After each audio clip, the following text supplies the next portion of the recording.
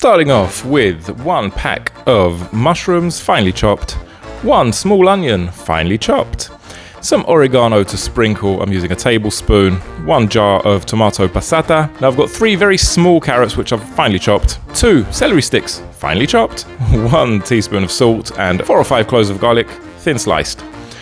You can use either spaghetti, but I prefer tagliatelle. It just has a nicer bite to it. Now, starting off, we're going to fry our onions and our celery and our carrots in some olive oil. Then add in your garlic and the salt. Give it a good stir. Give it about 5 minutes and then go in with the mushrooms and the oregano and reduce that down until the mushrooms have wilted. Pour on your passata. You may need a touch of water if it feels a little bit too concentrated, but that's about it. Now in some boiling water, we're going to add salt, enough so that it tastes like the sea. Go in with your pasta, then this is just me being fancy, but you transfer it to a pan. And what you want to do is add a little ladle of the pasta water. The starches just help the sauce to stick. And you're going to add your sauce in there.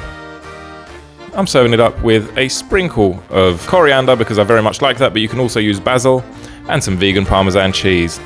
And that's about it, folks. It's a very, very nice recipe. I want to give a massive shout out to Lisa Marie for providing me with her recipe for this and challenging me to make this awesome recipe. So folks, if you do enjoy vegan food and plant-based, please give it a like, give it a thumbs up, a subscribe and a comment down below. Each engagement goes a very long way.